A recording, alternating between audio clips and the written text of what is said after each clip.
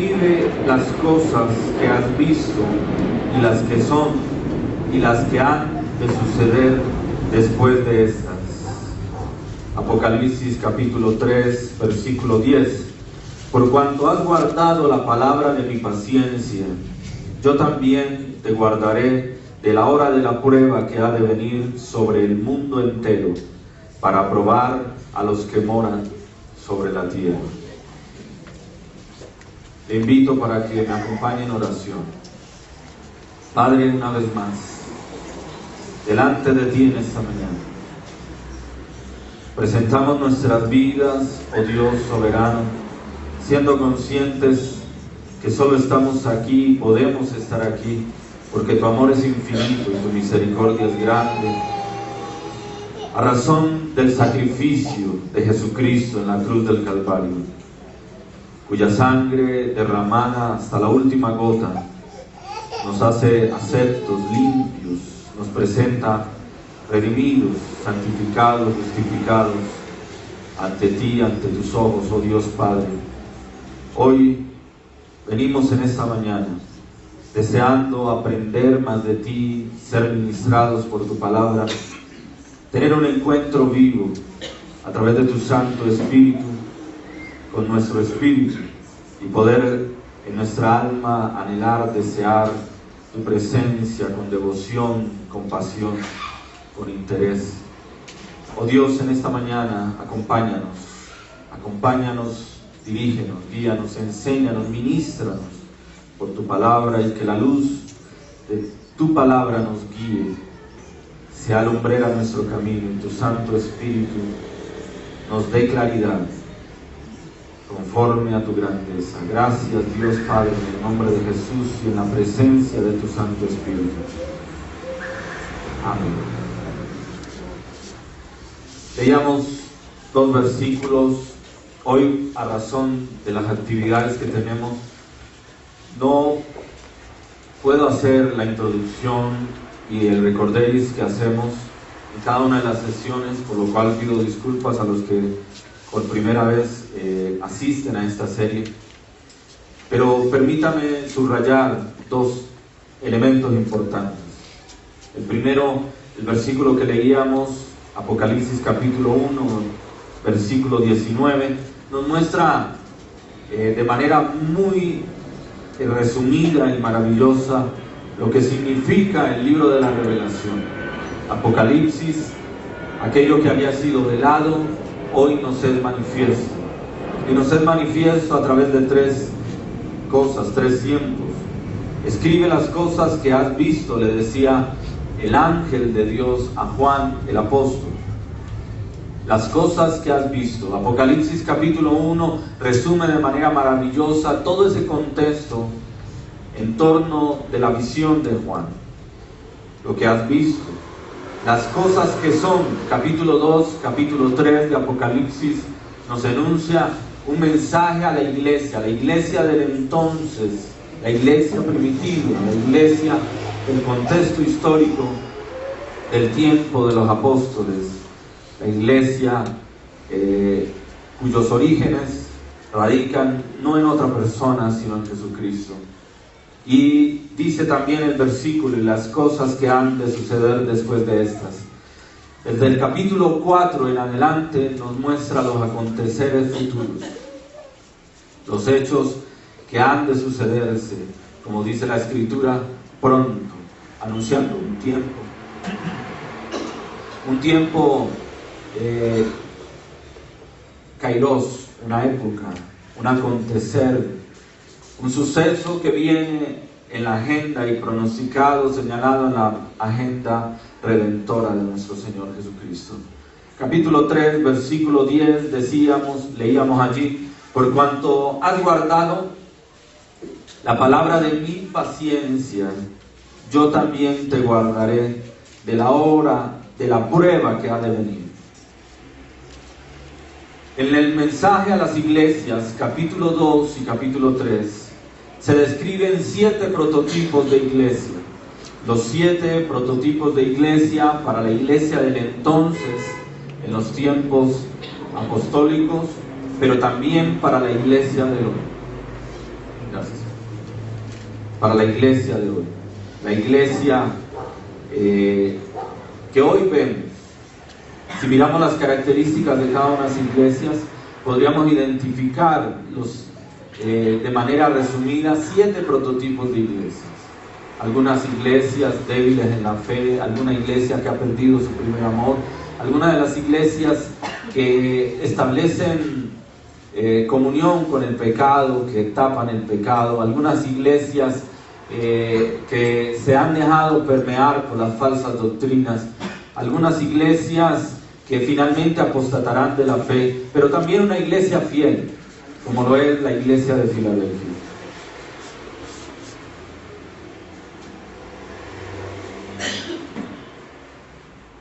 Y es aquí el versículo 10, que leíamos, quien habla de esa iglesia. Algunos exégetas bíblicos han catalogado, han señalado a la iglesia de Filadelfia como la iglesia prototipo de la iglesia fiel y de la iglesia salva, de la iglesia que ha de ser llamada a la presencia del Dios vivo. Empezamos nosotros allí una lectura. Yo le ruego que ponga su mirada allí en Apocalipsis 3, desde el versículo 7 en adelante. Dice: escribe al ángel de la iglesia en Filadelfia.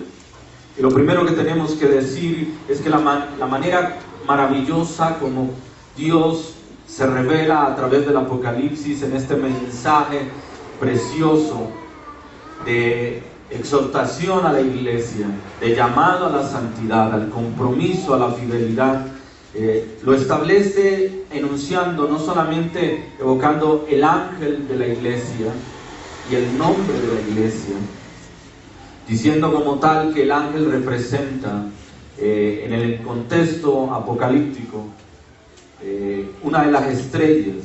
La palabra de Dios hace referencia a las siete estrellas, hace referencia a las estrellas como a los ángeles de la iglesia. Y en algunos exégetas bíblicos han sugerido que ese ángel hace referencia a los ministros en la iglesia, el obispo en la iglesia, el pastor en la iglesia. ¿Y por qué de esa manera? Porque el tal tiene la responsabilidad espiritual de llevar a toda la grey, a toda la congregación, a la verdad por medio de las Escrituras, a una comunión íntima con el Padre, con el Hijo y con el Espíritu Santo. Y le dice aquí en el versículo 7: escribe al ángel de la iglesia en Filadelfia. Esto dice el santo, el verdadero, el que tiene la llave de David, el que abre y ninguno cierra, y cierra y ninguno abre. Está hablando de la llave que abre la puerta ¿de qué? De la salvación. La llave de la salvación. Y le dice versículo 8, estoy pasando por eso sin detenerme en sus detalles, porque queremos avanzar de cara al objetivo que tenemos en este mensaje de señales de los últimos tiempos. Y dice: yo conozco tus obras, y he aquí que he puesto delante de ti una puerta abierta, la cual nadie puede cerrar. Está hablando de la iglesia fiel, el prototipo de la iglesia fiel, la iglesia verdadera, la iglesia salva, cuya salvación depende única y exclusivamente de la obra redentora de Jesucristo. Y nadie puede dañar ese sacrificio, nadie puede dañar esa obra redentora de Jesucristo. Es la obra perfecta. Lo que se tenía que hacer para que tú y yo pudiésemos obtener la salvación, recibir el regalo de la salvación, ya se hizo, y lo hizo Jesucristo. Y entonces dice allí, la cual esa puerta nadie puede cerrar, porque aunque tienes poca fuerza, has guardado mi palabra y no has negado mi nombre. Dos características esenciales, fundamentales de una iglesia verdadera. De una iglesia verdadera. Guardar la palabra de Dios. Y guardarla con estricta fidelidad, con devoción, sin permitir que se permee ningún concepto humano y filosófico, sino alineados completamente a los conceptos, preceptos, estatutos, mandamientos, decretos que Dios ha establecido por medio de su palabra. Y la segunda característica, él dice, y no has negado mi nombre. Esto me habla de conducta, de carácter, de comportamiento, de una fe auténtica, de una fe no fingida. Dos elementos esenciales a la luz de la palabra de la iglesia verdadera, la iglesia que ha de ser salva. Y dice el versículo 9, y aquí yo entrego de la sinagoga de Satanás a los que se dicen ser judíos y no lo son, sino que mienten. He aquí yo haré que vengan y se postren a tus pies y reconozcan que yo te he amado. Dice la palabra de Dios que la iglesia, aunque tenía pocas fuerzas, era una iglesia menospreciada, era una iglesia señalada por muchos. Pero muchos de esos eran falsos testigos. Y muchos de esos falsos tendrán que finalmente reconocer quién era la iglesia verdadera. Y esto nos invita, a mí de manera personal podría decirte que es una voz de esperanza. Es una voz de esperanza para aquellos que hemos decidido ser fieles a Dios por medio de su palabra, en guardar cada uno de los preceptos que Dios ha establecido, sin abrir espacios para doctrinas erróneas, para falsas profecías, para enseñanzas de seres humanos cuyos intereses están impregnados por muchas cosas que no agradan a Dios, entre ellos amor a las riquezas, amor a sus propios intereses. Y sabes, aquí puedo vislumbrar a la luz de la palabra que hay una esperanza maravillosa, y es que finalmente todo el mundo entero, el ser humano en general, las distintas religiones, las distintas sectas, las distintas filosofías humanas tendrán que reconocer cuál es la iglesia verdadera. Y la iglesia verdadera, como lo decíamos, se fundamenta en guardar la palabra de Dios y en no negar su nombre, ni a través de lo que hace, ni a través de lo que piensa, ni a través de lo que dice, sino que toda su conducta y su comportamiento giran en torno de honrar al Rey de Reyes y al Señor de Señores. Por eso dice allí, yo haré que vengan y se postren a tus pies y reconozcan que yo te amo. El amor incondicional de un Dios vivo con la iglesia fiel, con la iglesia verdadera. Versículo 10 dice, por cuanto has guardado la palabra de mi paciencia, yo también te guardaré de la hora de la prueba que ha de venir sobre el mundo entero para probar a los que moran sobre la tierra. Y este versículo es el preámbulo a lo que nosotros conocemos como la época, el tiempo, el momento del arrebatamiento. La iglesia verdadera, la iglesia fiel, no pasará por el tiempo de la prueba, no pasará por el tiempo de la tribulación. Y esa es una de nuestros pilares a nivel doctrinal y de fe. Y podíamos nosotros echar un poco atrás y en la introducción ver cada uno de los aspectos que ha venido construyendo el fundamento para que tú y yo hoy podamos estar aquí a la luz de las Escrituras. Dice allí que la iglesia verdadera, la iglesia que Dios ama y que ha amado siempre, no tiene por qué pasar por el tiempo, por la hora de la prueba que ha de venir en el mundo entero. En el mundo entero. Para probar a los que moran sobre la tierra. Y hay una salutación final en el versículo 11. Dice, y aquí yo vengo pronto. Y decíamos allí, no se trata de un tiempo cronos, se trata de un tiempo kairos, una época, un suceso que está en la agenda redentora de Cristo y que es el suceso por venir. Y decíamos incluso, mirando la introducción en Apocalipsis capítulo 1, que es un hecho que ya está en curso. Es evidente. Gloria a Dios por eso. Y aquí yo vengo pronto, y le dice, retén lo que tienes para que ninguno tome tu corona. Y este es un versículo que para muchos ha sido conflictivo acerca de que si la salvación se pierde o no se pierde. Aquí no está hablando acerca de pérdida de salvación, Aquí lo que está hablando es acerca de que hay unas recompensas, hay unos privilegios dados a la iglesia fiel, a la iglesia verdadera, según hayan sido sus hechos, según hayan sido sus obras, según haya sido su compromiso, su trabajo, su esmero. ¿Por qué nos esmeramos aquí? No es en vano. No es en vano esforzarnos aquí en la tierra. Si bien es cierto que nuestra esperanza no está puesta aquí, nuestra esperanza tiene galardón, pero es un galardón en el tiempo futuro, cuando seamos llamados a la presencia de Dios. Y de eso vamos a hablar a lo largo de esta serie, una vez que nos encontremos allí. Entonces, esta porción de la Escritura nos abre un espectro maravilloso en función de que la iglesia tiene una promesa, la iglesia fiel y verdadera, de no pasar por el tiempo de la tribulación.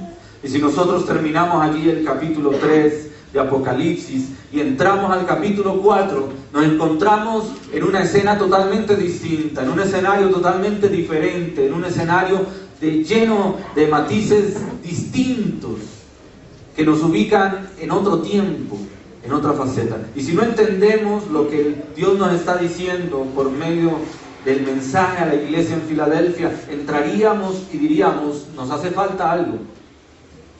Nos hace falta algo. El capítulo 4, yo le invito para que usted ponga sus ojos allí. Desde el versículo 1 dice lo siguiente. Capítulo 4, versículo 1. Después de esto miré, y he aquí una puerta abierta en el cielo.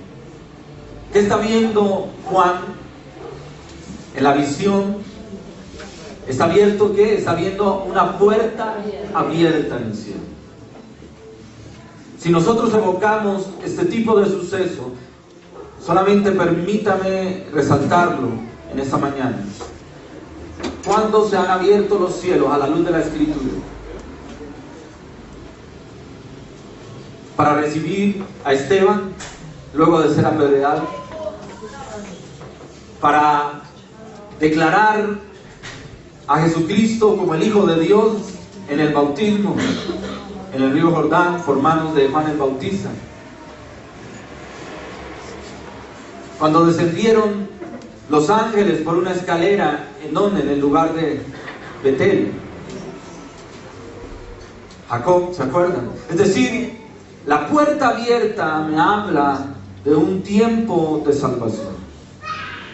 Dice allí Juan, después de recibir el mensaje a cada una de las iglesias, en un momento específico empieza a recibir una revelación que no es nueva, simplemente está, como lo decíamos en el tiempo introductorio, está sacando a manifiesto cosas que estaban veladas antiguamente, pero que ahora no son reveladas. Y dice: después de esto miré, y aquí una puerta abierta en el cielo, y la primera voz que oí como de trompeta. Hay una trompeta que suena, haciendo alusión de un llamado. Si nosotros vamos al Antiguo Testamento, la trompeta, la voz del cuerno, del shofar, que se escuchaba para el pueblo, evocaba un tiempo, un llamado, un acontecer, un aviso, una alarma, una situación que había que resolver. Aquí nos está hablando de una trompeta que está anunciando un llamado específico.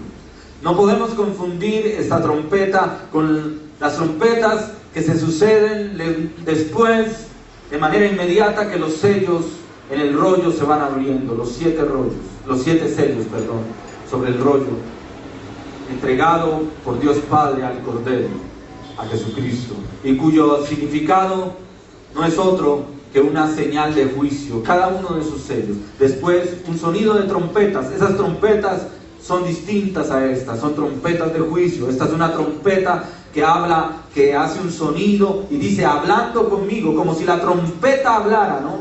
Está hablando de un llamado. Y dijo: sube acá y yo te mostraré las cosas que sucederán después de estas.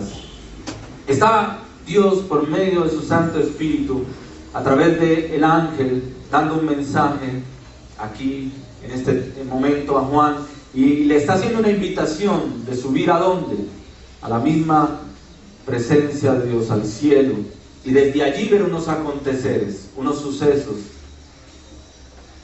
tanto en el cielo como después en la tierra. Después en la tierra. Y si nosotros no nos detenemos aquí para examinar algunos elementos importantes, perdemos el foco de la iglesia. La iglesia terrenal recibe un mensaje de parte de Dios, capítulo 2, capítulo 3. Pero aquí en el capítulo 4 del Apocalipsis hay un llamado, hay un sonido de una trompeta. Esa trompeta no es otro sino el llamado de Jesucristo a su iglesia fiel y verdadera para el tiempo del rapto. Y aquí tenemos que abrir un paréntesis grande para poder examinar dónde, a la luz de las Escrituras, se sustenta el tiempo del arrebatamiento o el tiempo del rapto de la iglesia. Lo primero que quiero que examinemos, Jeremías capítulo 30, versículo 7. Jeremías 30, 7.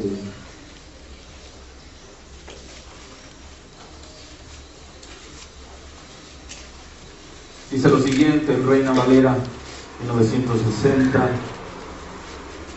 Ah, cuán grande es aquel día, tanto que no hay otro semejante a él. Tiempo de angustia, pero de ella será librado. Jacob es un nombre prototipo del pueblo de Israel. Jacob, como uno de los patriarcas, quien recibió de parte de Dios el cambio de su nombre a Israel, representado en 12 generaciones, 12 tribus, cada una de ellas con un propósito específico. Si nosotros quisiéramos entrar a los detalles del rapto, tendríamos que ahondar en 3 porciones de la Escritura. 3 porciones que nos hablan acerca del arrebatamiento de la iglesia fiel y la iglesia verdadera. Y los vamos a analizar. Uno de ellos está en Juan capítulo 14, versículos 1 al 3. El otro está en 1 Corintios 15, 51 al 53. Y el tercero, 1 Tesalonicenses capítulo 4, versículos 13 al 5. Ahora vuelvo a repetírselos para los que están tomando nota. Pero antes de llegar allá, ¿por qué decimos que en este momento, entre el capítulo 3 y el capítulo 4, se sucede el arrebatamiento del pueblo de Dios, de la iglesia? Si usted mira el versículo 10 del capítulo 4, dice: y los 24 ancianos se postran delante del que está sentado en el trono y adoran al que vive por los siglos de los siglos, y echan sus coronas delante del trono, diciendo. Si usted examina el capítulo 4 del libro del Apocalipsis, usted encuentra un escenario de adoración. Está Dios Padre sentado en el trono y los millares de ángeles a su alrededor, adorándole, exaltándole. Y de manera preciosa nos muestra la Escritura aquí a 24 ancianos, cada uno en un trono, sentados en el trono, adorando al que vive por los siglos de los siglos. El preámbulo a la entrada majestuosa del Cordero. Encontramos allí una adoración magnífica, una adoración espléndida. Y nos dice la Escritura que hay allí 24 ancianos. La palabra de Dios nos enseña en Tito, capítulo 1, nos deja ver un poco acerca de cómo Pablo organizó la iglesia primitiva y ordenaba a que se establecieran grupos de ancianos en la iglesia. Y por la carta a Tito entendemos que muchos de esos ancianos estaban agrupados en 24, en un número de 24. Algunos de los exegetas bíblicos han manifestado una conexión entre este versículo con la disposición y la organización de los ancianos en la iglesia primitiva. Algunos otros teólogos han dicho acerca de que ese número 24 hace referencia acerca de las 12 tribus y los 12 apóstoles establecidos en la iglesia. La iglesia, las 12 tribus como el pueblo de Israel, los 12 apóstoles como el apostolado, el legado para la iglesia, la constitución de la iglesia real, la iglesia primitiva, trayendo a colación tanto el pueblo judío como el pueblo gentil que fue añadido a la iglesia. Podríamos buscar mucho significado a ese número 24, pero realmente allí podríamos concentrarnos necesariamente en que estos ancianos están desarrollando una tarea que solamente le fue delegada a la iglesia, la tarea de postrarnos delante del trono de Dios para adorar, la adoración de manera sacerdotal, evocando la tarea de la iglesia, la ministración en la presencia de Dios, los sacerdotes entrando en el lugar santo, en el lugar santísimo, para ofrecer sacrificio, para ofrecer servicio de adoración a Dios. Y dice, hay un elemento importante allí, dice, y echan sus coronas delante del trono. Las coronas le son prometidas no a nadie más que a la iglesia. Y a causa de cada una de sus esfuerzos y de trabajo, les son entregados un tipo de corona. Y vimos algo de esto en la introducción y en el llamado a las iglesias. Recibirás la corona de la vida, recibirás la corona de gloria, etcétera, etcétera. Son entregadas única y exclusivamente a la iglesia. Después con detalle revisaremos esto, pero concentremos en este punto. La iglesia a este momento, en el tiempo del Apocalipsis, ya está en la presencia de Dios. Ya Cristo ha venido por su iglesia de manera especial. Vimos todos los detalles de su venida en la sesión pasada y ahora nos concentraremos en el hecho mismo de que la iglesia es raptada, es arrebatada a los cielos, a la presencia de Dios. 3 pasajes, como les decía, nos hablan de esto. Vamos al primero de ellos, Juan capítulo 14. Juan capítulo 14. Versículos 1 al 3. Y nos dice lo siguiente la palabra de Dios: no se turbe vuestro corazón, creéis en Dios, creed también en mí. ¿Está hablando quién? Jesucristo. Diga conmigo, Jesucristo. Jesucristo está hablando ¿a quién? A sus discípulos. Y les dice lo siguiente, el versículo 2: en la casa de mi Padre muchas moradas hay.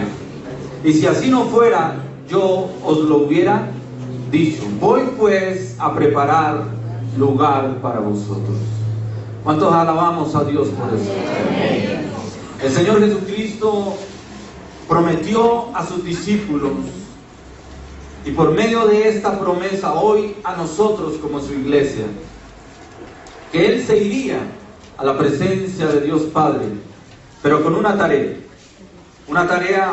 específica. Uno, para preparar lugar, una morada especial para todos y cada uno de los redimidos. Un lugar especial. Y dice el versículo 3: y si me fuere y os preparare el lugar, vendré otra vez y os tomaré a mí mismo. La palabra de Dios nos empieza a mostrar un panorama que respalda lo que veníamos diciendo acerca del arrebatamiento, el rapto de la iglesia. Dios lo prometió, Jesucristo lo dijo. Y si Jesucristo lo dijo, yo lo creo. Amén. Hay dos tiempos aquí, un tiempo de un acontecer ya sucedido a lo largo de la historia y de lo cual nosotros tenemos evidencia por medio de la palabra de Dios. Dice, voy pues a preparar lugar para vosotros. Si miramos nosotros el libro de los Hechos, capítulo 1, nos muestra cómo allí los apóstoles pudieron ver el tiempo de la ascensión maravillosa del Señor Jesucristo. Y se confirma la Escritura manifestando que Él está a la diestra del Padre, hoy en día intercediendo por nosotros, desarrollando el ministerio de la intercesión a razón de su amor por todos y cada uno de nosotros como sus hijos. El tiempo ya cumplido. Él ascendió a los cielos. ¿Cuántos decimos amén? Amén. Resucitó, murió, pero resucitó al tercer día. Amén. Y muchos pudieron comprobar eso. Muchos pudieron testificar acerca de eso. Como el mismo apóstol Juan en la carta lo manifestaba. Lo que hemos visto, lo que hemos oído, lo que hemos palpado. Al verbo, tocante al verbo de vida. Hablando de Jesucristo, refiriéndose a Él como el verbo, la palabra hecha carne. En el principio era el verbo, y el verbo era con Dios, y el verbo era Dios. Entonces aquí encontramos a la luz de la Escritura que Jesucristo promete a su iglesia, promete a los redimidos, que Él irá a preparar lugar, pero que no se quedará allí, sino que Él, ¿qué? Dice, Él vendrá otra vez con una tarea específica, con una labor específica, y es tomar a su iglesia para sí mismo. ¿Cuántos nos gozamos por eso? Amén. Nuestra esperanza es bienaventurada. ¿Cuántos decimos amén? Amén? Nuestra esperanza es bienaventurada porque nuestra esperanza tiene galardón, porque nuestra esperanza no está puesta en este mundo. Muchos pasamos por dificultades, vicisitudes, aún algunos de ustedes están pasando por adversidades.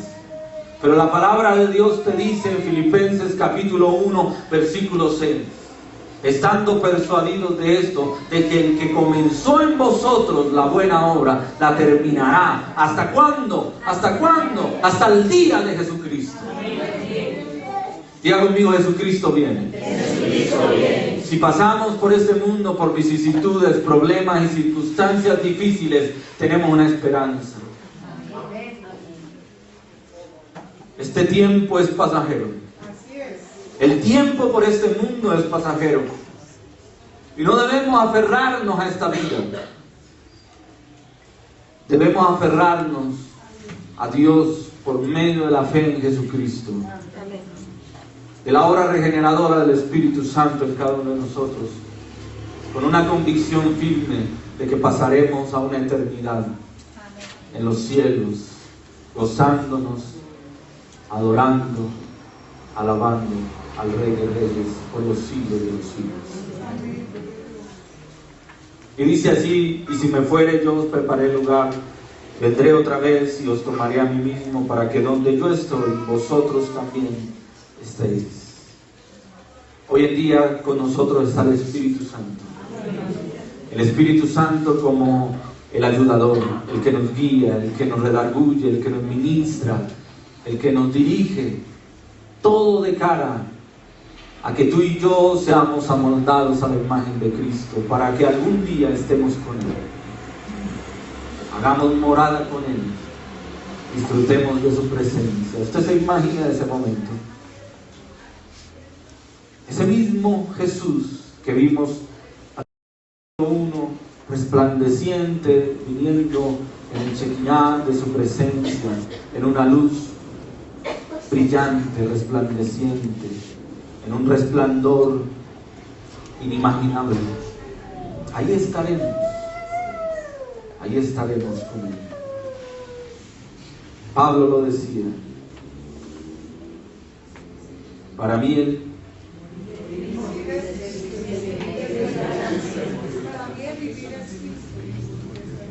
el vivir es Cristo y el morir. ¿Por qué decía ganancia? porque él sabía que en el momento de su partida estaría gozando de la presencia de Dios. Pero por amor al pueblo, por amor a la obra, él decía: aún es necesario estar en cuerpo presente, ¿cierto?, para desarrollar la tarea. Gloria a Dios por eso. Vayamos a otro pasaje maravilloso, está en 1 Corintios capítulo 15.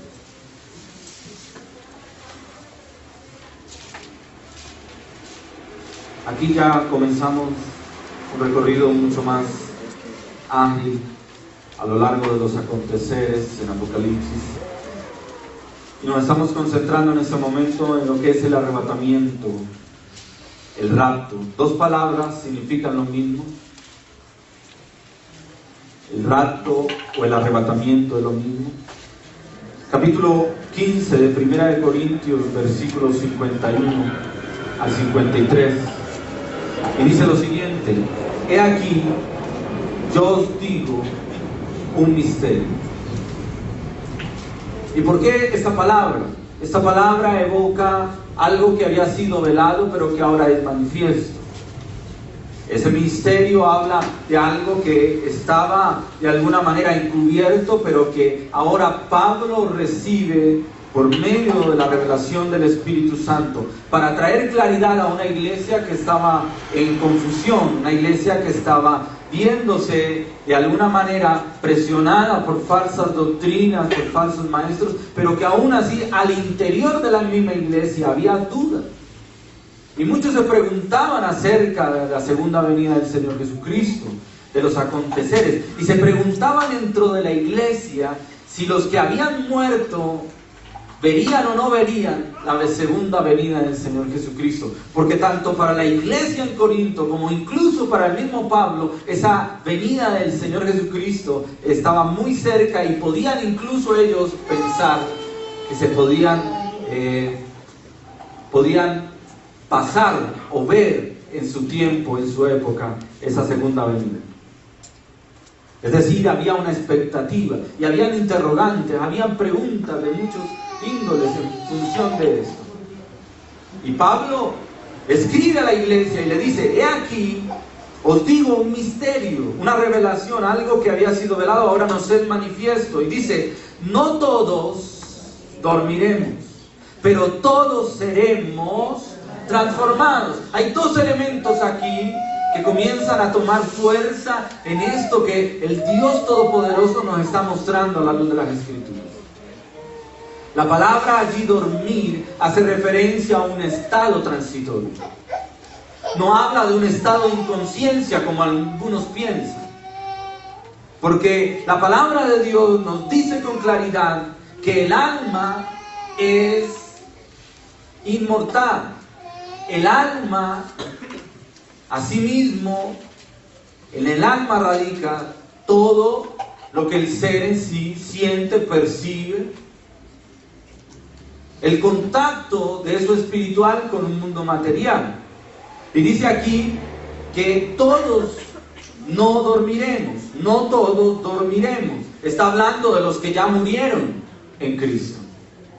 Está hablando de los que ya murieron en Cristo. Es decir, aquí la palabra de Dios nos deja ver dos cosas. Lo primero, hay algunos que mueren en Cristo. ¿Cuántos decimos amén? Amén. ¿Qué significa morir en Cristo? Haber aceptado a Cristo, haberle recibido en su corazón, confesarle como su Señor y su Salvador, su Redentor, haber profesado su fe, declarando la confesión por el pecado y recibiendo la limpieza por medio de la sangre redentora de Jesucristo, para pasar de ser un pueblo extraño a ser hijos de Dios.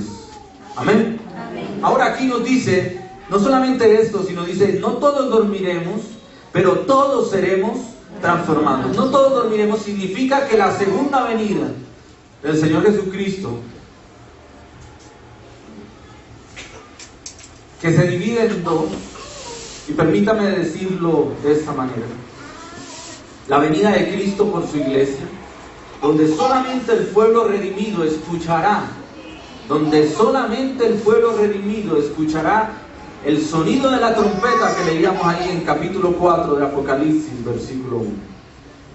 Un pueblo redimido, un pueblo salvo que escuchará el sonido de la trompeta, y al sonido de la trompeta dice que los que están muertos resucitarán recibiendo un cuerpo glorificado, al mismo tiempo de que los que aún estemos vivos, si es que Cristo viene en nuestra época, dice, seremos transformados para todos encontrarnos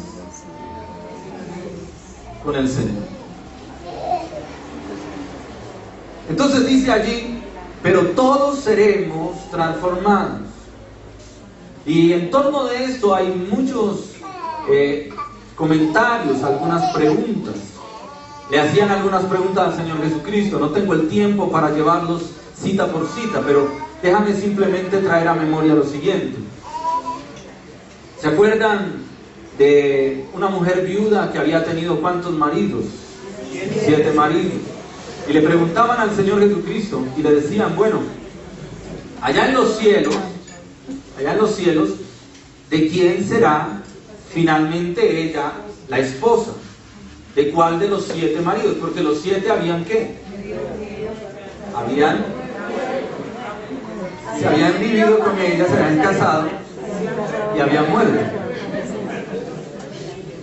Recuerden que ahora usted dirá, pero ¿cómo es posible eso? Recuerden que en la cultura judía la ley establecía la ley de la restitución, y eso establecía de que el pariente más cercano la redimía. ¿Y cómo era eso de la que la redimía? Es decir, se casaba con ella a fin de ¿qué? Protegerla, sustentarla, cuidarla, ¿sí? Y asegurar la descendencia del difunto. ¿Estamos? Cuando uno entiende esto a nivel del contexto cultural del pueblo de Dios, entonces por eso se atrevían los escribas y los fariseos a preguntarle al Señor Jesucristo. Y el Señor Jesucristo, ¿qué le respondió? Están equivocados. Allá en el cielo no habrán ¿qué? Casamientos. No habrán casamientos. Pero lo que sí podemos entender por medio de las Escrituras es que en el momento de ser transformados y llevados en gloria a la presencia de Jesucristo para encontrarnos con todo un pueblo redimido, nos reconoceremos. Gloria a Dios. Porque aunque ya este cuerpo físico no estará, sino que estará un cuerpo que glorificado, nos encontraremos con todo el pueblo redimido. Qué bueno esto, ¿no? Qué hermoso es nuestro Dios. Ahora, ¿cómo será ese momento? Dice versículo 52, en un momento, en un abrir y cerrar de ojos. Dice, y al final de la ¿qué? De la trompeta. Por eso decíamos ahí en el capítulo 4 de Apocalipsis, versículo 1, y después de esto miré, y he aquí una puerta abierta en el cielo, y la primera voz que oí como de trompeta hablando conmigo. Juan escucha el sonido de la trompeta, el llamado del pueblo de Dios, el pueblo redimido. Y dice, porque se tocará la trompeta, y dice, y los muertos serán resucitados incorruptibles, y nosotros seremos transformados. Pablo, al igual que la iglesia, tenía la esperanza de vivir ese acontecer, vivir ese momento. Lo va a vivir, pero ahora siendo parte de ¿qué? De los que han de resucitar. Ahora, ¿tú qué quieres? ¿Ser parte de los que son resucitados en Cristo, o ser parte para ser solamente transformados en gloria? Hay gente aún dentro del pueblo de Dios que está tan aferrado a este mundo, que está tan aferrado a esta vida, que no quiere partir a la presencia de Dios, sino muchos quisieran vivir por siempre. La hora nadie la saben, y aún los mismos ángeles que están allá en el cielo no saben la obra.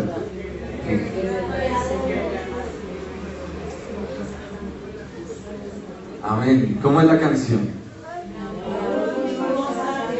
Que están allá en el cielo saben la hora en que vendrá nuestro, así como el relámpago que sale del oriente, buscando el firmamento del este al occidente, así vendrá el Dios omnipotente, así vendrá el Dios omnipotente.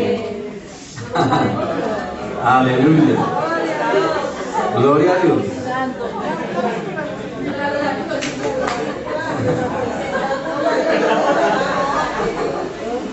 Ahora, ¿por qué es necesario que los muertos en Cristo resuciten primero? Algunos se han preguntado en función de esto.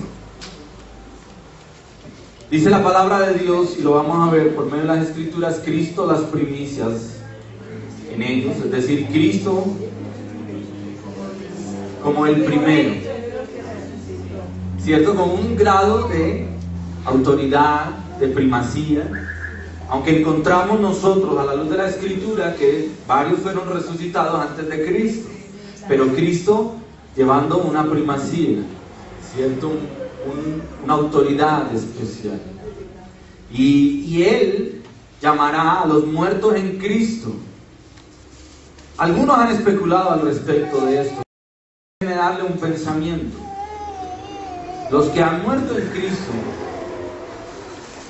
han perseverado, han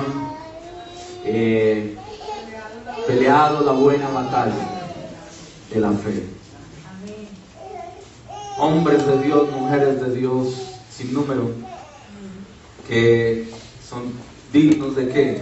De reconocimiento, como lo dice Pablo escribiendo a la iglesia de los Hebreos, en el libro de los Hebreos, capítulo 11, el libro y el capítulo que conocemos como el Salón de la Fe, dando reconocimiento a hombres maravillosos, mujeres maravillosas, que vivieron una fe auténtica.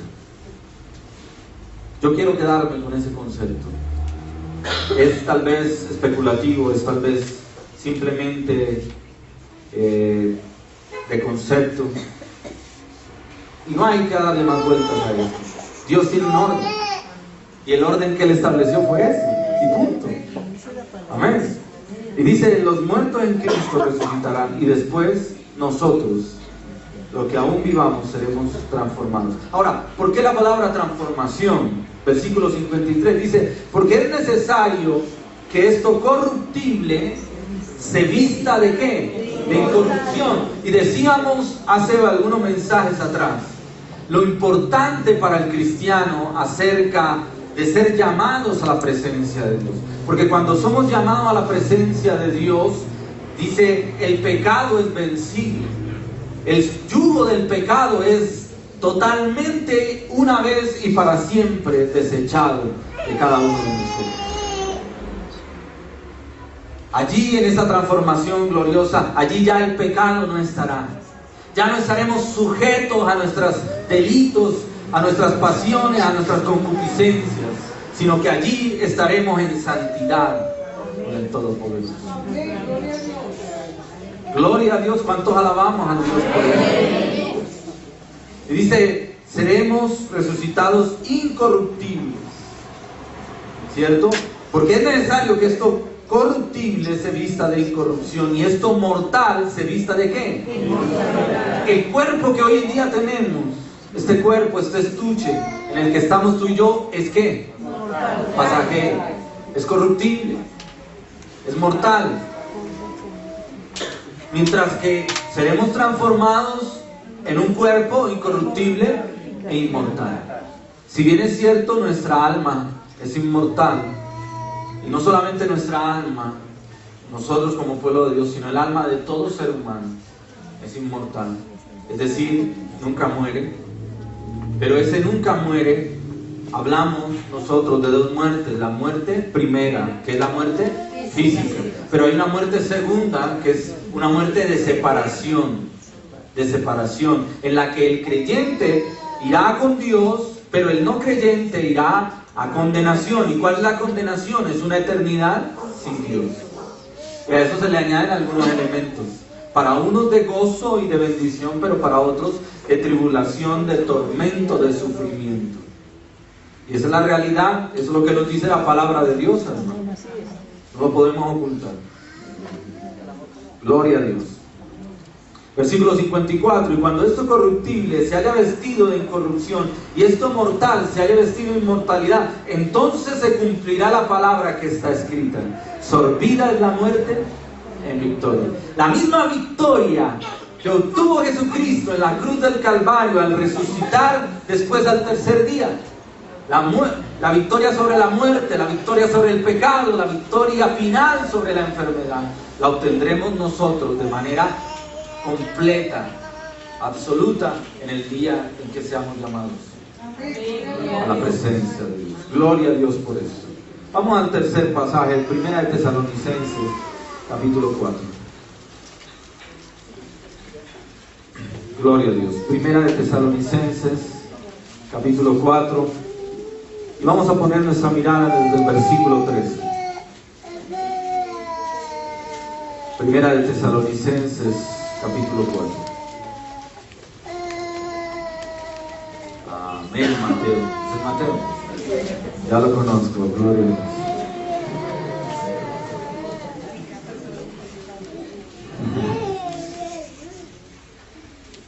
Gloria a Dios. Versículo 13. Nuevamente encontramos una iglesia con preguntas, una iglesia con interrogantes, como la iglesia de hoy, ¿cierto? Tenemos preguntas, pero ¿sabes la ventaja que tenemos tú y yo? Es que esas preguntas tienen respuestas, y esas respuestas las encontramos ¿en dónde? En la palabra de Dios, no en lo que especulan muchos en torno de esto. La palabra de Dios es la que nos da claridad. Dice el versículo 13, Primera de Tesalonicenses capítulo 4, versículo 13. Pablo, como un padre espiritual, que no quiere que sus hijos se hallen en duda, se hallen en conflicto, se hallen en dificultad acerca de la venida del Señor Jesucristo, de los acontecimientos presentes y futuros. Y les escribe de manera maravillosa lo siguiente, inspirado por el Espíritu Santo. Versículo 13. Tampoco queremos, hermanos, que ignoréis acerca de los que duermen. Nuevamente este término ya sabemos que se evoca a los que han muerto en Cristo, donde hay un estado transitorio, ¿cierto? Referente a qué? A que si bien es cierto, el alma nunca entra en un estado de inconsciencia, el alma sigue percibiendo, sigue sintiendo, sigue teniendo un contacto real. El cuerpo físico ha muerto, pero es necesario que reciba esa alma un cuerpo nuevo, renovado, incorruptible, transformado. Gloria a Dios. Podríamos ir a la Escritura sin tomarlo como un pasaje netamente de doctrina. Podríamos evocar allí Lucas capítulo 16, desde el versículo 20. Encontramos allí la historia de ¿quién? De Lázaro y de quién? Y del mendigo. El Señor Jesucristo está enseñando a sus discípulos.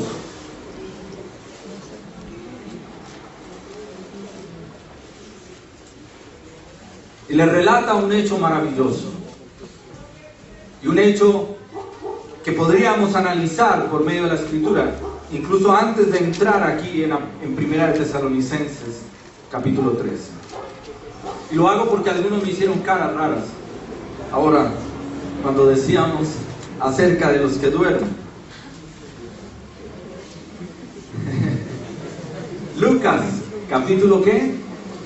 16.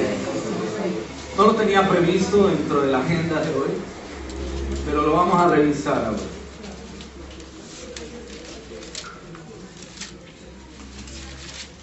Lucas capítulo 16, versículo 22.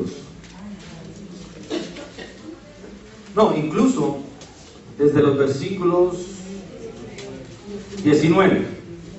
Había un hombre rico, Lucas 16, 19. Había un hombre rico que que se vestía de púrpura y de lino fino, y hacía cada día banquete con esplendidez.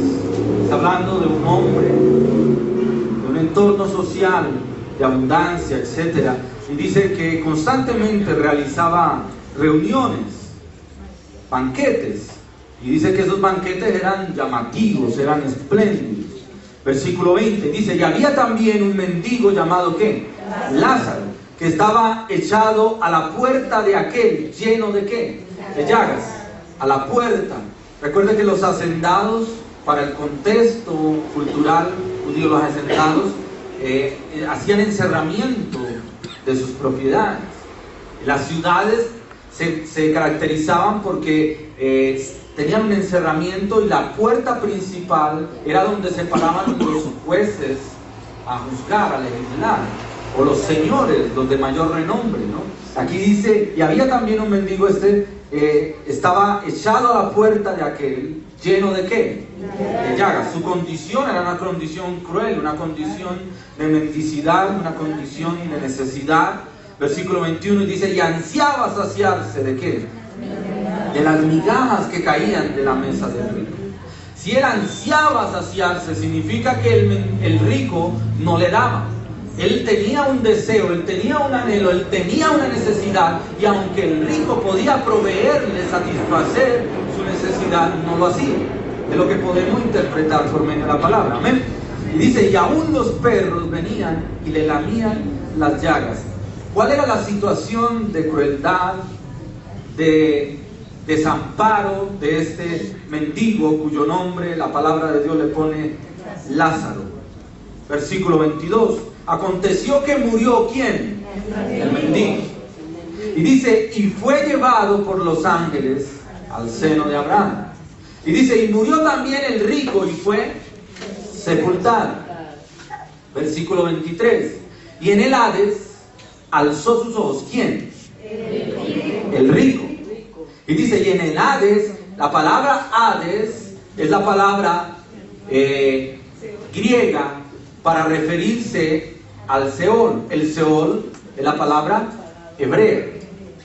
El Seol hace referencia del lugar de muerte, el lugar de donde se enterraban los muertos. El Hades hace referencia no solamente al lugar físico, sino es una palabra más generalizada hablando del lugar a donde van los muertos. Y dice: y en el Hades alzó sus ojos, y estando en tormentos vio de lejos a Abraham. ¿Y a quién? Y a Lázaro en su seno. Vemos dos personas que han muerto. Las dos personas que han muerto van a un destino distinto, diferente. Amén. Ahora, cuando él dice: y abrió sus ojos, dice que hay conciencia de su estado. Hay conciencia de su estado, ¿no? Y dice allí lo siguiente. Dice 24. Entonces él, dando voces, dijo. Ahora, pero antes de eso, versículo 23 dice: y en el Hades alzó sus ojos, y estando ¿en qué? En tormentos. En tormentos. El lugar donde se encontraba el rico era un lugar de sufrimiento, era un lugar de tormento. Vuelvo y lo repito, no tomamos este pasaje como un pasaje doctrinal, teológico. Lo que pasa es que la Escritura nos está dando luces acerca de lo que pasa realmente después de la muerte, ¿no? Y dice que este lugar era de tormento, y él dice que vio de lejos ¿a quién? Abraham. ¿Quién era Abraham? Padre de la fe. Abraham evocaba el padre de la fe. El pueblo judío, era la referencia marcada del pueblo judío. Es decir, recuerden que Lucas está hablando, el Evangelio de Lucas habla ¿a quién? Habla al pueblo judío. Es el mensaje de la obra redentora de Jesucristo dirigida hacia el pueblo judío. Bueno, no me detengo en estos detalles. Ahora, y dice, versículo 24: entonces él, dando voces, dijo: Padre Abraham, ten misericordia de mí y envía ¿a quién? El rico creía que aún tenía, estando allí, autoridad ¿sobre quién? Sobre Lázaro. ¿Cómo veía a Lázaro? Como el mismo sirviente. Lo veía como menos que él. Pero la condición en la que él estaba era una condición ¿de qué? De tormento. Cuando se dice que el mendigo estaba en el seno de Abraham, ¿qué significa? Eso es una expresión que habla de recogimiento, de cobertura, de protección. Es una situación de esperanza, es una situación de paz, ¿no? Mientras que el otro estaba ¿en qué? En tormento, en angustia. Y dice, envía a Lázaro para que moje la punta de su dedo en agua y refresque mi ¿qué? Mi lengua, porque estoy atormentado en esta llama. Qué situación tan difícil la que describe la palabra de Dios en ese contexto. ¿No le parece tremendo?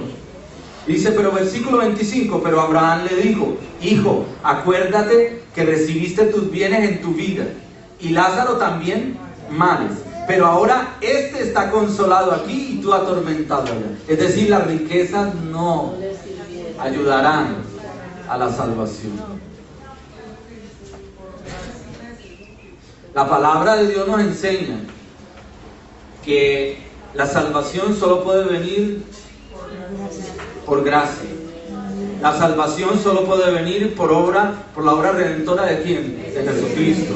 La salvación solo puede venir cuando tú y yo reconocemos nuestra bancarrota espiritual, nos humillamos y nos postramos delante de Jesucristo, reconociendo su señorío, entregándole a Él nuestra vida, arrepintiendo de nuestros pecados, haciendo distanciamiento con el pecado, siendo separado para vivir una vida de santidad y haciendo obras dignas de una fe que ha sido puesta, impregnada en nuestra alma, en nuestro corazón.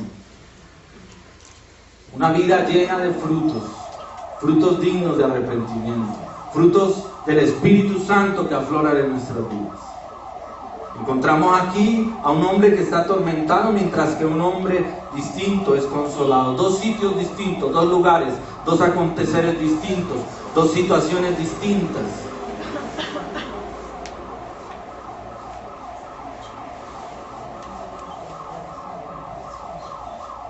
Lo que pasa es que me quedo en detalles.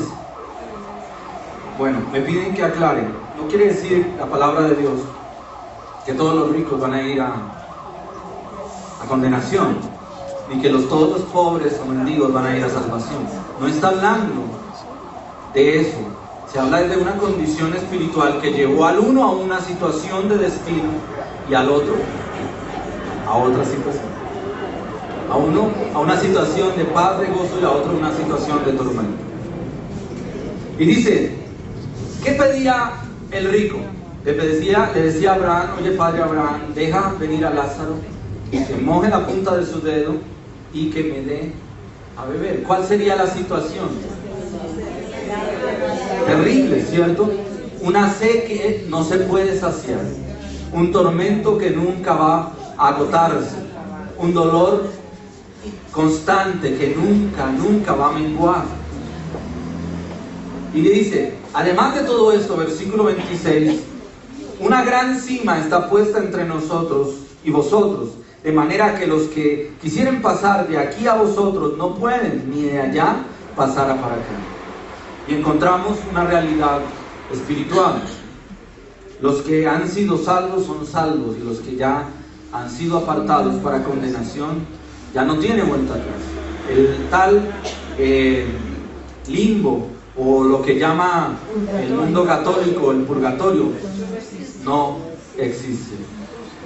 Por más de que se paguen rezos, misas y todos los responsorios que se quieran hacer en torno de esto, la palabra de Dios es clara, que ya no hay nada que hacer. No hay nada que hacer. No me detengo aquí más, quiero que volvamos nuevamente, ahora sí, a Tesalonicenses, primera de Tesalonicenses, capítulo 4. Yo creí que iba a avanzar mucho más. Gloria a Dios. Primera de Tesalonicenses, capítulo 4. Y decíamos, pongamos nuestra mirada desde el versículo 13.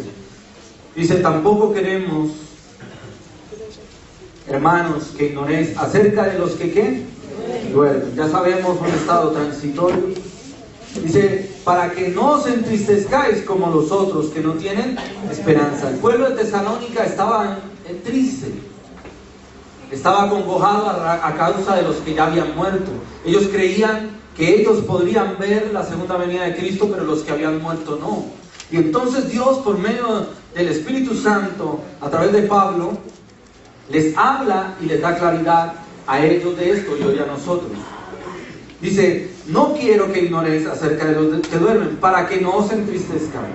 Versículo 14, porque si creemos que Jesús murió y resucitó, así también traerá Dios con Jesús a los que ¿qué? Durmieron en Él. ¿Se acuerdan de Juan capítulo 14? Leíamos los versículos del 1 al 3. Me voy a preparar morada para vosotros, para que donde yo estoy, también vosotros estéis conmigo. Gloria a Dios. Y dice, porque si creemos, versículo 15, por lo cual os decimos esto, palabra del Señor. Esa es una afirmación de autoridad. Es una afirmación de autoridad. Está diciendo, esto no es mío, esto es palabra de ¿quién? De Dios. No me crean a mí, créanle a Dios.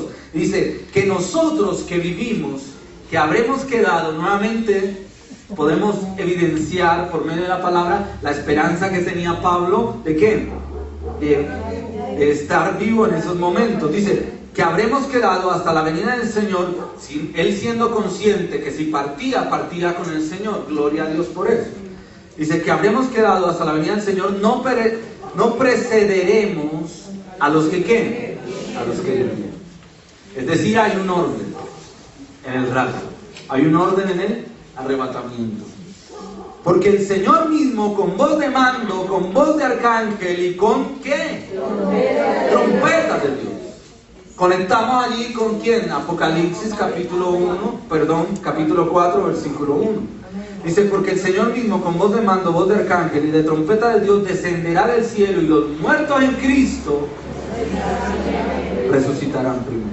Luego nosotros, los que vivimos, los que hayamos quedado, seremos arrebatados juntamente con ellos. ¿En dónde? En las nubes, para recibir allí ¿a quién? Al Señor en el aire. Y así estaremos siempre con el Señor. Por tanto, alentaos los unos a los otros con estas palabras. ¿Cuántos alabamos al Señor? Gloria a Dios. Estos aconteceres, que la palabra de Dios nos da claridad acerca de que la iglesia será raptada. La palabra rapto es harpazo, tomar sin aviso. El rapto habla de cómo el Señor, en un abrir y cerrar de ojos, en el sonido de la trompeta, dice, tomará a su pueblo. Tomará a su pueblo. Gloria a Dios por eso. Vuelva ahora sí conmigo a Apocalipsis, capítulo 4.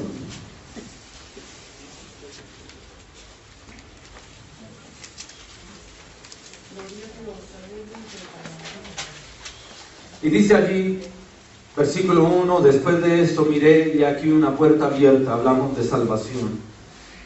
Y la primera voz que oí como de trompeta, hablamos del llamado al pueblo redimido. Y dice, hablando conmigo, y dijo, sube aquí, o sube acá. Habla de un estado, pasa de un lugar a otro, de un nivel a otro. Está hablando de la forma como consecuente a las Escrituras, como el pueblo es raptado hacia los cielos. Y él está viviendo, Juan está viviendo eso en ese momento, ¿no? Y dice, y sube acá y yo te mostraré las cosas que sucederán después de estas. ¿Después de cuáles? El rapto. El rapto de la iglesia. Es importante entender eso, ¿no? Versículo 2. Y dice, y al instante yo estaba en el Espíritu, y he aquí un trono establecido en el cielo, y en el trono uno sentado. La palabra allí, trono, nos habla de ¿qué? Dominio, nos habla de autoridad. Y la palabra nos dice que había allí uno sentado. Significa que estaba en una posición, en un puesto de ¿qué? De privilegio, de honor, de dominio. Gloria al Señor.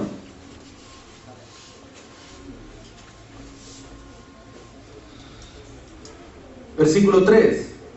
Y el aspecto del que estaba sentado era semejante a piedra de ¿qué? De jaspe y de cornalina. Y había alrededor del trono un ¿qué? Un arcoíris, semejante al aspecto, en aspecto ¿a quién?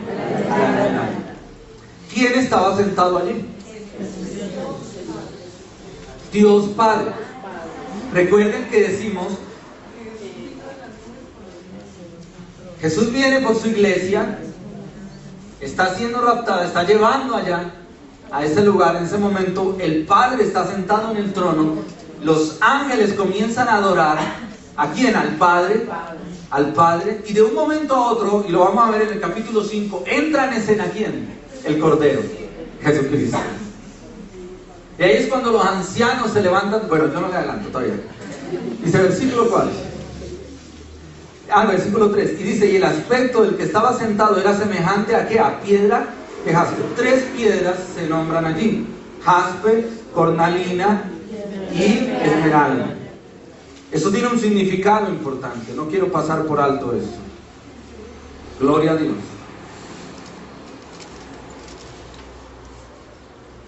Estamos en el capítulo 4, versículo ¿qué? Versículo 3. Jaspe, la descripción de Juan, estoy leyendo, abro comillas, un comentario de John MacArthur en su Biblia de estudio, y dice lo siguiente: jaspe, la descripción de Juan que hace más adelante de esta piedra es diáfana, como el cristal. Capítulo 21, versículo 11. Vamos a ir al capítulo 21, versículo 11 de Apocalipsis, ¿no?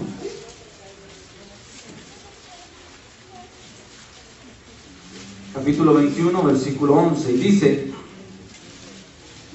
teniendo la gloria de Dios, y su fulgor era semejante a una piedra que preciosísima, como piedra de jaspe, diáfana como el ¿qué? Como el Cristo. ¿Qué significa eso? La palabra diáfana, ¿alguien sabe qué es diáfana? Habla de cristalino, habla de transparencia, ¿cierto? Eso habla de ¿qué? De pureza, ¿no? Y dice, estoy leyendo el comentario de John MacArthur, ¿no? Con el fin de recibir revelación específica acerca de accesos futuros. Es decir, está viendo allí la escritura, dice, y el aspecto del que estaba sentado era semejante a la piedra de jaspe. Es decir, él tiene acceso visible a todos los aconteceres presentes y futuros. Amén. Gloria a Dios. Cornalina, dice, una gema brillante y similar a un rubí, cuyo nombre en el original es similar al de la ciudad en cuyas inmediaciones se hallaba en relativa abundancia Sardis. Es decir, esta piedra la encontraron mucho allí en esta ciudad llamada Sardis. Y era una gema que brillante. Y por último, la esmeralda. Este matiz domina el arco iris multicolor que rodea el trono de Dios. Desde el tiempo del diluvio, el arco iris fue una señal de ¿qué? De la fidelidad de Dios a su palabra y sus promesas y el pacto de Dios, inicialmente con Noé y con la humanidad. Es decir, nos está dejando ver aquí 3 aspectos importantes del carácter de ¿quién? De Dios Padre. Amén. Él todo lo sabe, todo lo conoce. ¿Quién? Dios Padre. Dios Padre. Él es fiel en sus promesas, nos está diciendo. Él es un Dios de pactos. Él es el que está sentado en el trono. Aleluya.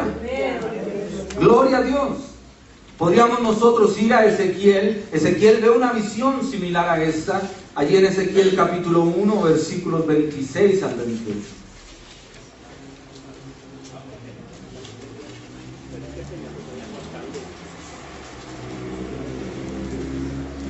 Y dice así: y sobre la expansión que había sobre sus cabezas se veía la figura de un trono que parecía de piedra ¿de qué? De zafiro. Y sobre la figura del trono había una semejanza que parecía de hombre sentado sobre él. Versículo 27. Y vi apariencia como de ¿qué? De bronce refulgente, como apariencia de fuego dentro de ella en derredor, desde el aspecto de sus lomos para arriba y desde sus lomos para abajo. Y vi que apariencia como fuego y que tenía resplandor alrededor, como parece el arco iris que está en las nubes el día que llueve. Así era el parecer del resplandor alrededor. Se confirma lo que Dios había revelado de manera velada a uno de sus profetas, en este caso a Ezequiel, pero que ahora, a la luz de las Escrituras, en el libro de Apocalipsis, revelación, traer manifiesto, hoy es manifiesto a nosotros y fue manifiesta a la iglesia primitiva por medio de la carta Apocalipsis. Versículo 4 de Apocalipsis, capítulo 4. Y alrededor del trono había ¿qué? 24 tronos. 24 tronos. Decíamos en el comienzo, en la introducción del día de hoy, decíamos, mucho se ha especulado alrededor de esto. Pero hay varias referencias, y por medio de los estudios exegéticos y por medio de los comentarios históricos, historiadores como Josefo, etcétera, que nos han podido dar claridad acerca de la organización de la iglesia primitiva, cómo Pablo instituyó ancianos en las iglesias y establecía 24 ancianos que determinaban o juzgaban sobre las iglesias en el entonces de la iglesia primitiva. Y eso nos habla de que estos 24 ancianos representan ¿a quién? A la iglesia en general. A la iglesia en general. Hay muchas especulaciones frente a esto, pero no quiero entrar en esos detalles. Simplemente puedo decirle que aquí los que están sentados en el trono, representando a la iglesia, dice, tienen dos tareas, dice, y vi sentados en el trono 24 ancianos vestidos de ropas ¿qué? Habla de que han sido ¿qué? Purificados, han sido ¿qué? Limpiados, están allí, pero ya han sido ¿qué? Redimidos. Amén. Gloria a Dios. Y dice, con coronas de oro en sus cabezas. Con coronas de oro en sus cabezas.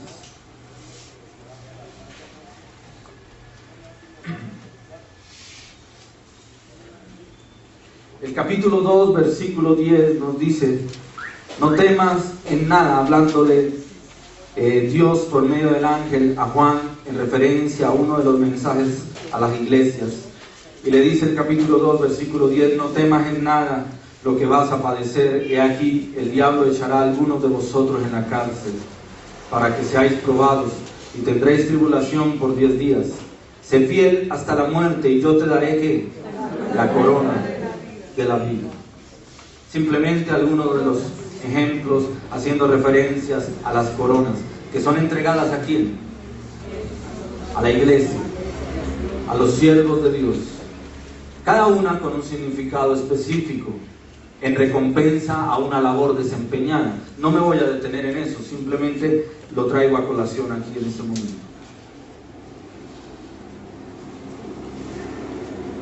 Versículo 5. Y dice, y del trono salían ¿qué?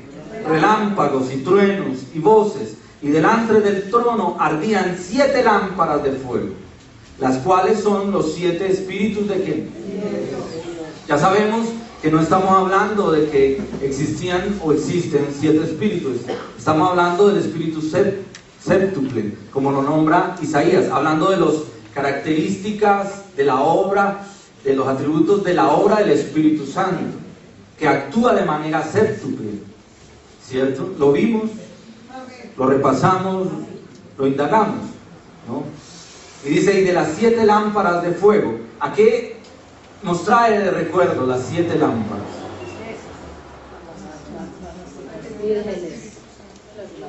El lugar santo, ¿se acuerdan? ¿Qué pasaba con las lámparas?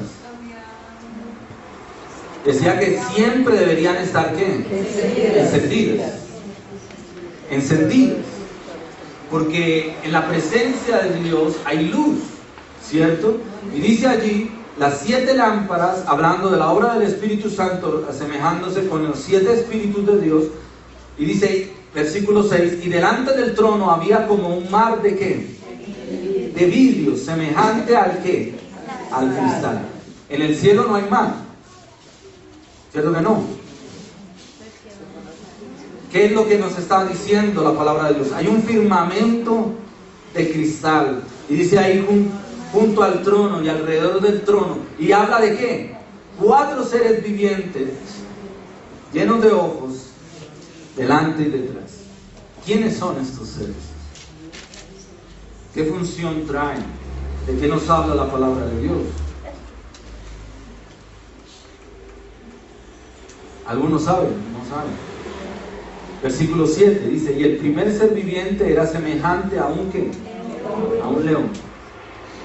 El segundo era semejante a un ¿qué? El tercero tenía rostro como de ¿qué? De hombre. Y el cuarto era semejante a un águila volando. Y los 4 seres vivientes tenían cada uno ¿qué? 6 alas, y alrededor y por dentro estaban llenos de ¿qué? De ojos. Y no cesaban día y noche de decir ¿qué? Santo, santo es el Señor Dios Todopoderoso, el que era, el que es y el que había de venir. Están anunciando, nótese aquí, pasa de la adoración al Padre que está sentado en el trono, y ahora estos 4 seres vivientes, no los hemos detallado, no hemos entrado en el detalle, dice que ellos están anunciando ¿quién? La entrada de ¿quién? Del Hijo de Dios. Hay una escena maravillosa. La iglesia está allí. Ahora, esto se sucede en paralelo a lo que acontece al mundo entero desde el capítulo 6 al capítulo 19.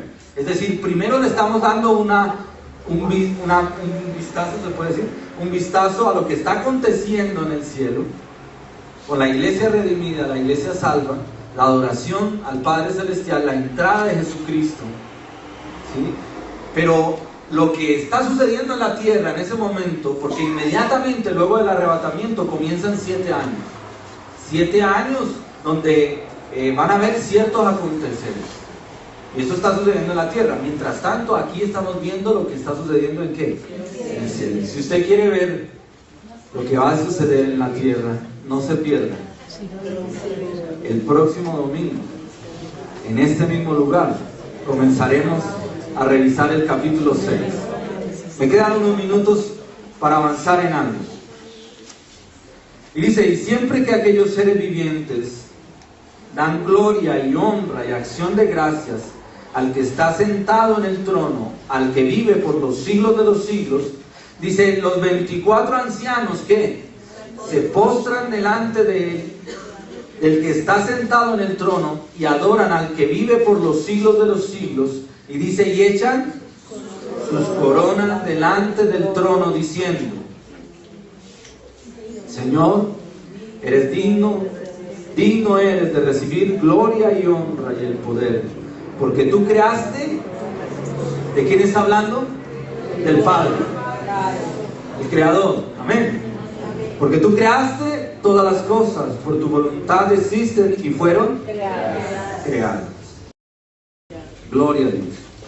Ahora, no hemos entrado en algunos detalles, lo haremos con seguridad la próxima vez, pero podemos nosotros entender por medio de la Escritura que la iglesia ya ha sido arrebatada en este momento, ya está en la presencia de Dios, está en su tarea de adoración, de alabanza.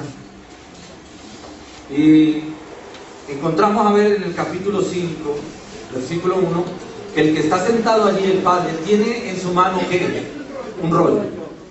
Y ese rollo tiene 7 sellos. Y dice que ese rollo le es entregado ¿a quién? Al Cordero, al único digno. Es decir, Jesús entra en escena, le entregan el rollo. ¿Quién se lo entrega? El Padre.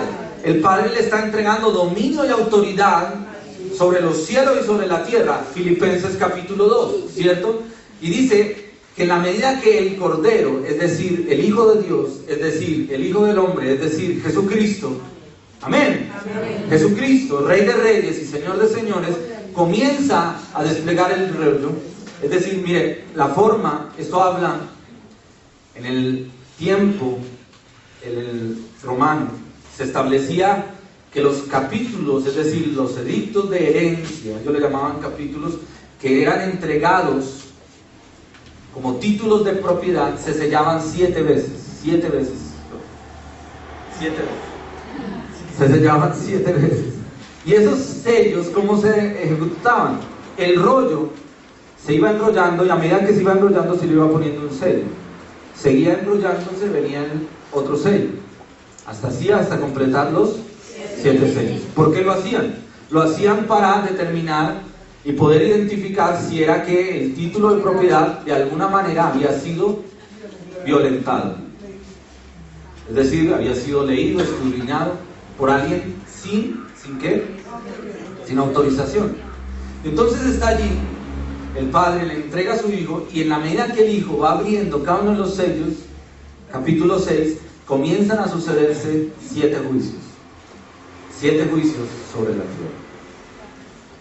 Ahora, mientras que se dan esos juicios, previo, la iglesia ¿dónde está? Ya le dijimos, está en adoración, en alabanza. Pero hay algo más especial, y yo quiero que cerremos hoy con esto.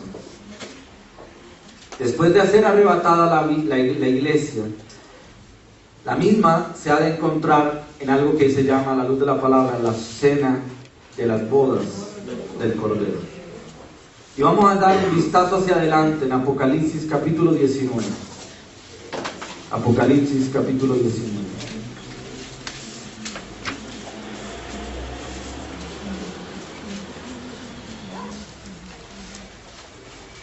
Versículo 7 al versículo 10 dice: gocémonos y alegrémonos y demos gloria, porque han llegado ¿qué? Las bodas del Cordero, y su esposa se ha preparado. ¿Quién es la esposa? La iglesia. La iglesia está festejando ¿con quién? Con el Señor, una boda. Versículo 8: y a ella se le ha concedido que se vista de lino fino y limpio y resplandeciente, porque el lino fino es las acciones justas de ¿qué? Toda la palabra de Dios tiene significado, tiene un mensaje. Aleluya. Y dice: y el ángel me dijo, escribe, bienaventurados los que son llamados a la cena de las bodas del Cordero. Y me dijo: estas son palabras verdaderas de Dios. Versículo 10: y yo me postré a sus pies para adorarle. Y me dijo: mira, no lo hagas. Yo soy consiervo tuyo y de tus hermanos que retienen el testimonio de Jesús. Adora a Dios, porque el testimonio de Jesús es el espíritu de la profecía.